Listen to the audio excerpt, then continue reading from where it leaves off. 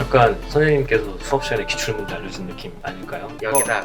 그냥 들어 잘 들어 이런 느낌? 동그라미 쳐놔라 뭐 이런. 자, 이럴 때 이분을 모셔야 됩니다. 이상우 인베이드 투자자문 대표 모셨습니다. 한국감정원 통계 기준으로 서울 집값이 하락을 끝내고 보합으로 전환을 했어요. 이게 오늘자 저희 한국경제신문 1면인데 집값 하락 멈췄다. 근데 줄곧 하락 기조를 보여왔었는데 왜 갑자기 이렇게 반등 기미를 보이는 걸까요? 왜 오르냐는 질문에 답하는 게 참 힘들어요. 왜냐면 맨날 똑같은 얘기가 되니까. 오를 만한 이슈들이 계속 상존해 있었던 상황에 코로나라고 하는 그런 긴박하고 급박한 상황들이 약간 K-방역의 결과로 인해서 잘 돼가고 있는 이런 모습들을 이제 사람들이 느껴진다면 당연히 시장은 움직이게 되는 거죠. 작년에도 원래 딱 이 시점에 반등을 했던 것 같아요. 6월이 지나면서 약간 집값이 오르는 기미를 보이는 거는 보유세 절세 매물이 이제 마무리되는 거랑 또 관련이 좀 있을까요? 6월 1일 기준으로 재산세 기준이 되니까 매도하실 분들이 6월 이후에 구집할 필요는 없거든요. 그렇게 되면은 언제나 상반기는 약간 하반기는 좋은 그런 모습이 매년 반복되는데 올해 같은 경우는 특이하게도 그런 2주택자 이런 여러분들이 6월 달까지 근데 실제로 5월 달에 대부분 많이 파신 거 더하기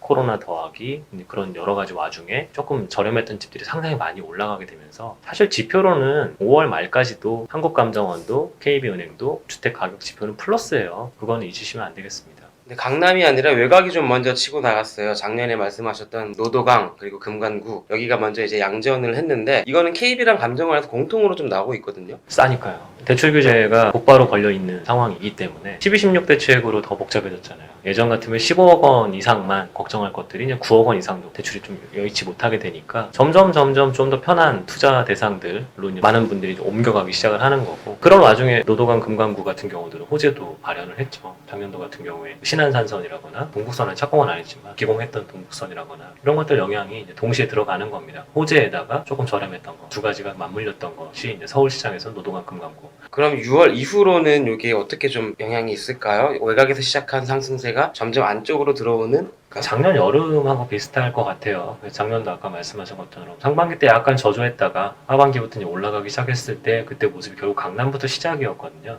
남들 오를 때 못 오르는 게 이제 큰 거죠. 올해도 특히 코로나 겪고 다주택자 매도 물건 겪을 때 조금 싸게 나오는 물건들이 도대체 어디에 있었느냐 생각해보면 대부분 강남에 많이 나왔었거든요. 그런 것들이 실거래가를 약간 낮춰주면서 하락한 듯해 보였지만 그것들은 말 그대로 그런 식으로 나올 수밖에 없었던 매물들이었고 그런 매물들이 이제 처리되는 순간부터는 매물도 이제 다 나올 것들 다 나왔는데 그 다음부터는 움직이기 시작할 것들은 강남이 주도할 가능성이 크죠. 강남 외에도 15억 주택들이 상당히 많이 몰려있는 지역들 저희가 올해 주목해봐야 된다고 말씀드린 게 신길 고덕인데 이런 지역들 더하기 마포, 성동 이런 지역들이 상당히 같이 움직일 가능성이 크다고 보고 있습니다. 신길과 고덕에 이제 새 아파트 입주가 많기 때문에 올해 가장 주목해야 할 시장이다 라고 작년 인터뷰 때 말씀하셨었는데 고덕 같은 경우는 뭐 사실 지금도 살금살금 가고 있어서 요즘 호가 나오는 것들 보시면은 15억 원 미만에 나오는 경우 잘 없는 것 같아요. 84제곱미터 기준으로 말씀드리는 건데 15억 원 위에서면 뭐 결국 똑같은 조건이 되니까요. 그때부터는 알아서 움직일 것 같고요. 고덕 입주도 올해 상반기 거의 다 마무리됐기 때문에 고덕은 뭐 현재 진행형인 것 같습니다. 신길은 올해 말쯤 돼야 이제 본격적으로 될 것 같은데 올해 신길이 4개 단지 입주가 있거든요. 상반기 2개, 하반기 2개. 근데 그 하반기 2개가 좀 약간 뒤쪽에 많이 몰려 있어서 기회는 조금 더 줄 지역으로 생각되고 있습니다. 삼성동이나 뭐 잠시 일대도 토지거래허가 구역으로 지정할 수 있다라고 했는데 그러면 그만큼 여기가 앞으로 오를 가능성이 굉장히 높다. 반대로 말하면 그런 의미잖아요. 약간 선생님께서 수업 시간에 기출문제 알려준 느낌 아닐까요? 여기다.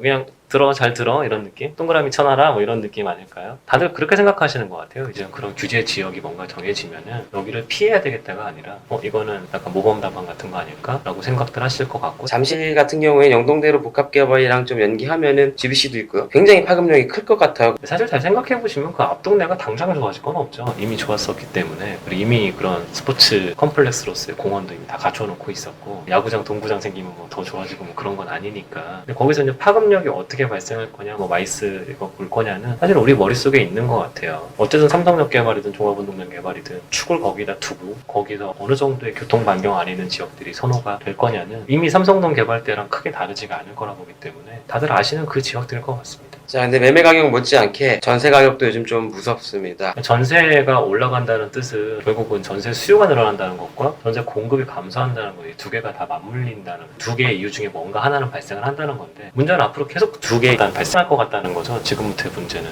전세 수요라는 거는 지금은 뭐 갑자기 집 팔고 전세로 가시는 게 아니라 재건축 재개발을 통해서 갑자기 이주를 나와서 전세 수요가 발생하는 게 기본으로 하나 있으니까 지금부터 서울에 새 집을 지려면 질수록 점점 전세 수요는 발생할 수밖에 없고, 두 번째는 또 이제 전세 공급을 누군가 해줘야 되는데 전세 공급을 전부가 해주는 건 아니잖아요. 일단 일반인들이 투자 목적으로 집을 사서 전세가 나와야 되는데 지금 서울 집이라는 게 투자 목적으로 사실 1등이다라고 말은 못하죠. 워낙 무겁기도 하거니와 대출도 잘 안 나오고 전세도 뭐 비율이 워낙 낮으니까, 그러면 전세 공급을 많이 할 만한 투자자들이 서울로 들어올 리도 많진 않죠. 전세 가격은 앞으로도 강세를 뛸 가능성이 좀 많이 높은 것 같습니다. 전세 가격이 강세를 볼 가능성이 높다면은 사실 매매 가격도 거기에 맞춰서 지지선이 굉장히 공고해지는 효과가 나타날 수 있겠네요. 네, 그래서 올해 사실 제일 걱정이었던 거는 그 매매가 움직임 자체보다도 전세 가격이 계속 중요하다고 말씀드렸던 이유가 거기 있어요. 올해는 전세가 올라가기 되게 쉬운 상황이 펼쳐질 것 같았거든요. 근데 사실 이미 작년도 여름 이후부터 전세가 빠르게 올라가고 있거든요.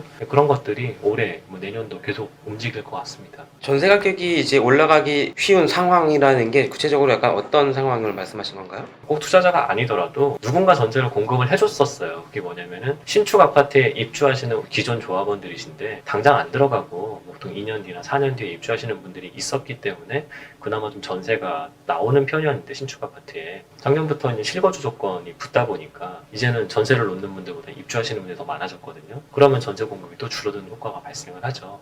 거기다 금리가 내려갔죠. 우리나라는 담보대출에는 굉장히 힘들지만 전세자금대출은 또 상대적으로 쉬운 상황이고, 금리가 내려가면 똑같이 다 이자 비용 부담도 줄어드는 것들이 막상 집주인보다 전세 사시는 분들이 이자 비용 부담이 더 크게 줄거든요. 그러면은 누가 더 전세 가격에 대한 그 민감도가 약하겠어요. 네, 말씀하신 것 중에 사실은 장기보유 특별공제 요건에 2년 거주 요건이 추가가 되면서 전세 물건이 전반적으로 감소한 건 있었어요. 헬리오시티도 마찬가지였고, 연말에 이제 헬리오시티가 입주 2년이 되고 입주하신 집주인들이 이제 2년 거주 요건을 맞추는 시기도 되거니와 전세 물건이 한 텀 지나서 다시 나올 시기가 되거든요. 헬리오시티 같은 경우는 초기 전세 가격이 굉장히 낮았거든요. 겁들을 많이 먹었었어요. 너무 대규모다 보니까 전세를 미리미리 맞추신 분들도 있었고, 보통 한 5억 언저리에 전세 계약 많이들 하셨었는데 요즘 보면 뭐 가격이 깜짝 놀랄 정도로 올라 있어서 거기 세입자분들은 진짜 지금 올려줘야 될 금액이 엄청나게 크거든요. 거기서 왔다 갔다 하니까요. 그 2년 전 전세 금액에서 빠질 거냐 걱정할 게 아니라 지금 정해진 가격에서 빠져봤자 2년 전보다는 훨씬 높은 가격 아닐까 생각이 들어요. 그리고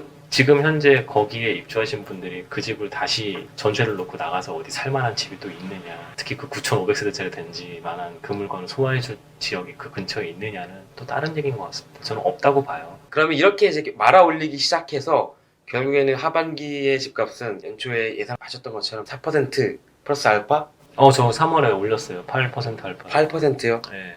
원래 KB 기준으로 보시죠? 네, KB 평균 아파트 매매가 기준으로 상승률 따로 계산합니다. 현재까지 몇 퍼센트 나왔나요, KB는? 6.4인가 그래요. 5월 말까지. 그래서 올렸어요. 4%가 넘어가 버려가지고 이거를 4% 플러스 알파라고 두면은 빠진다는 얘기밖에 안 되는다고 자꾸 해석하셔가지고 앞으로 알파는 안 없앨 거예요. 올해 더 안 바꿀 거예요. 그냥 8% 알파라고 말씀드렸었어요. 3월. 거의 다 와서 뭐 올해 틀리진 않을 것 같아요. 근데 올해도 마치면은 사실 7년째 이제 정답을 네? 집값은 7년이요? 예. 제가 7년이나 됐어요? 제가 전에 인터뷰했을 때 작년이 6년째였거든요. 그래요? 예.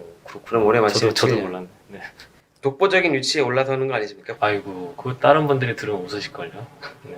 8% 말씀하신 건 서울 기준으로. 네, 서울만. 지방시장은 제가 다음 편에 지방시장은 말씀드리기 힘들 너무 얘기들이 많아요. 왜? 그게 아니라 너무 많이 올라서. 자, 이상우 대표와 함께 했습니다. 감사합니다, 대표님. 감사합니다.